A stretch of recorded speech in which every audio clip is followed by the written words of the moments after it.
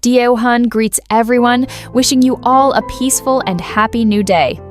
Thank you for listening to Han's story, sharing the ordinary moments in the journey of a 16-year-old single mother, struggling to overcome the ups and downs and challenges of life. A new day began after the night's rain. The small house was warmed by the gentle rays of the early morning sun. However, the front yard still bore the traces of yesterday. Everything was still broken and scattered, like a wound that had not yet healed. These were all marks left behind by the strange man, like a ghost in the night. While Han and her children were still busy inside the small house, outside, the man appeared once more. Would he bring more turmoil this time? But no. It was the image of that strong woman that awakened his conscience in a strange, profound way, more than ever before. Not wanting Han to know he was there, he quietly approached the porch. In his hand was a tube of medicine and a short letter. He gently placed them where they would be easily seen when the door opened, along with a hastily written but sincere note. "Here is the medicine. Apply it to the wound." Standing in the yard, he glanced around, his gaze lingering on the mess he had destroyed the day before, all because he wanted to chase Han away, only to accidentally hurt her. A feeling of guilt and regret welled up in his throat. After a moment of hesitation, he decided to clean up everything himself, as gently as possible, afraid that even the slightest sound would alert Han inside the house. But because he was clumsy and hasty, he suddenly slipped and fell, creating a strange sound in the quiet space. Han inside the house startled, hurriedly stepping out to open the door. However, all she saw before her were the tube of medicine and the small letter lying quietly on the porch. The man's figure had completely disappeared from sight. In that moment, a familiar thought flashed through Han's mind. Perhaps it was Dan. Perhaps he had stopped by, left the medicine, and quietly left as he always did. Thinking of that, Han smiled softly, a gentle but warm smile, carrying a quiet joy amid the stormy days ahead. After preparing a simple breakfast to fuel herself for the new day, Han took the opportunity to clean up the debris left in the yard. But the more she cleaned, the more Han felt that something was strange. It seemed as if someone had already helped tidy things up beforehand, making the work much easier. In just a moment, the yard was clean and tidy, as if nothing had ever happened. Without thinking too much, Han continued with her familiar routine. A new journey of the day began. Han left the house, walking along the familiar dirt road, leading little Tom and little Quinn. Since taking Quinn in from her grandmother, Han hadn't had time to take her back to visit. Perhaps her grandmother was still longing for and missing the little granddaughter who had once been so close to her. Today, Quinn had the day off from school. Thinking this, Han decided to take her to visit her grandmother. After traveling a short distance, the grandmother's small, makeshift house came into view. Under that old roof, the elderly woman burst into tears of happiness when she saw her beloved grandchild. Her eyes trembled, and her thin arms held little Quinn tightly, as if afraid to let go. Not wanting that brief reunion to fade away too quickly, Han decided to let little Quinn stay and play with her grandmother for a few days. Watching the two of them cling to each other, Han's heart suddenly felt lighter. She quietly left, carrying that simple happiness in her heart, to continue her daily work. For someone with a young child like Han, every day is a struggle to make ends meet. From the hard work of farming, harvesting fruit in the garden, to helping in the kitchen and carrying things at restaurants, there is no job Han is afraid to do. However, perhaps the job she is most attached to is harvesting fruit, because the land here is vast, with fruit trees bearing fruit all year round, like a part of Han's life. Today, Han and little Tom went to harvest clusters of ripe red rambutans plump under the sun. Each cluster was picked, neatly arranged in a basket, carrying hopes for a successful day of selling. Arriving at the familiar market, Han happened to meet a militia officer on the way. Seeing Han and her child laden with goods, he offered to help carry them on his motorbike, allowing Han to arrive at the market earlier than usual. Upon arrival, Han and Dan said goodbye to each other, each continuing with their own work. As the last rays of sunlight lingered in the corner of the market, Han had sold all her rambutans. Feeling relieved, Han left the market and stopped by to visit Aunt Koa, a woman who had been incredibly kind to Han, who had opened her arms to take in Han and her mother during their most desperate days. However, upon entering the familiar house, there was no cheerful greeting as usual. Aunt Koa was lying flat on the bed with a fever, alone in the quiet house, as Uncle Koa was away on business.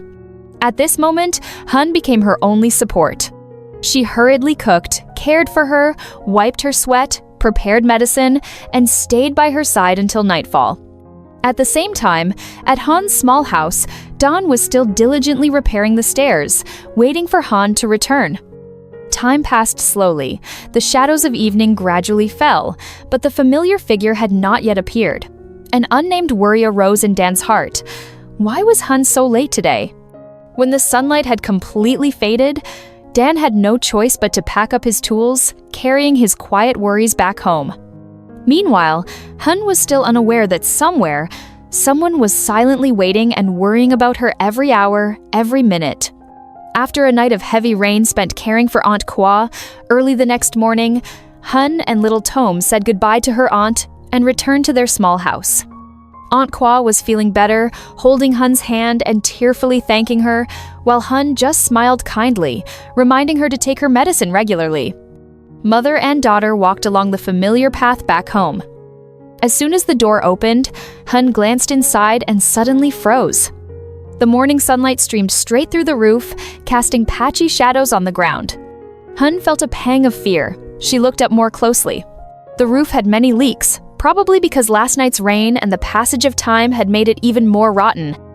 Rainwater still pooled in patches, dripping down. She stood silently for a long time. Her mind was heavy with thoughts. This was the only place that sheltered her. Little Tom and little Quinn. If this roof could no longer hold, where would the three of them turn in this stormy world? She looked at the small house again. The rays of sunlight shining through the leaky roof were both bright and sad. Bright because a new day had begun, but sad because that very light reminded her that the only shelter for the three of them was growing weaker with each passing year. Han sighed softly. In her heart, she only wished for one simple thing, that the rain would stop, so this small house could still shelter her and the children for as many days as possible. Just then, a voice called out from outside the door. Han! It turned out to be the landlord and his son. Today, the father and son had returned to tend to the garden and stopped by to visit Han and her mother. She hurriedly invited them into the house for a drink. But as soon as they sat down, the scene inside the house immediately caught the landlord's eye. The roof was leaking in places, buckets were scattered on the floor to catch the water, and sunlight streamed through the holes, shining down on the damp floor. He sighed, shook his head, and felt immense pity for Han. As for the landlord's son, this was the first time he had sat across from Han for so long. He bowed his head, his heart heavy. For it was he who had secretly destroyed this house during the night, and no one else knew the truth. The landlord looked around and said, "With a roof like this, if it rains again tonight, what will you two use to shelter yourselves? Stay here today and fix the roof for Han. I'll go work in the garden." The son was startled and flustered. His conscience gnawed at him, and he was afraid to face Han, so he gently refused. But the landlord looked at him sternly, as if giving an order. "When I tell you to do something, you do it." Under his father's gaze, then glancing at Han's frail, quiet figure, an indescribable feeling welled up inside him, both regret and compassion. Finally, he nodded in agreement. Strangely, upon agreeing, he felt a sense of relief, as if he finally had a chance to make amends for his mistake. He got to work immediately. Climbing onto the roof, he inspected every spot and discovered that most of it was badly damaged. The only option was to tear it down, select the usable tiles, and temporarily re-roof it. Downstairs, Han helped gather each piece of bamboo and old sheet metal to bring up. The two worked while exchanging a few polite words. But in his heart, thoughts kept swirling. He was the ghost who had destroyed Han's house that night, yet now he was back to repair it for her. The more he watched Han work quietly, without a single complaint, the more he saw something very special in her, as if her will to live had unintentionally rubbed off on him, causing him to reevaluate his own life. He suddenly realized that life wasn't just about destruction and abandonment like his past. Seeing Han and her son struggling to get by each day, yet still maintaining their kindness, He understood that there were still many things in this world worth cherishing, worth living for, and worth changing for. Han and the landlord's son were busy repairing the roof when a familiar voice called out from the alley. "Han!" Dan's appearance took Han by surprise. He asked softly, where had Han gone yesterday that he hadn't seen her when he finished the railing and returned in the evening, worrying about her and her son all night? Han shyly recounted her journey, how she stayed to take care of Uncle Koa, and how she only managed to return this morning to find the roof leaking. After listening, Dan looked at Han a little more closely. Seeing that she was safe and sound, his heart felt a little lighter. Without saying much, Dan rolled up his sleeves and immediately helped. He climbed onto the roof and met the son of the landowner. The two worked while exchanging a few polite words. The atmosphere on the roof was simple, but strangely warm. The roof was almost completely dismantled when suddenly the sky darkened. The wind picked up, black clouds gathered, signaling another rain was coming. Down in the garden, the landowner, who was weeding, saw this and hurriedly grabbed a large tarp and ran towards Han's house, hoping to cover it temporarily before the roof could be recovered. Quickly, Dan and the landowner's son spread the tarp over the roof and tied each corner tightly. Sweat beaded on their foreheads, but everyone tried to work as fast as possible before the rain could fall. Once the tarp was fully spread, the roof was temporarily covered. The sky remained overcast, with cold winds blowing in gusts. The two men looked back one last time before bidding Han farewell and heading home, as the long day gradually drew to a close under the darkening gray sky.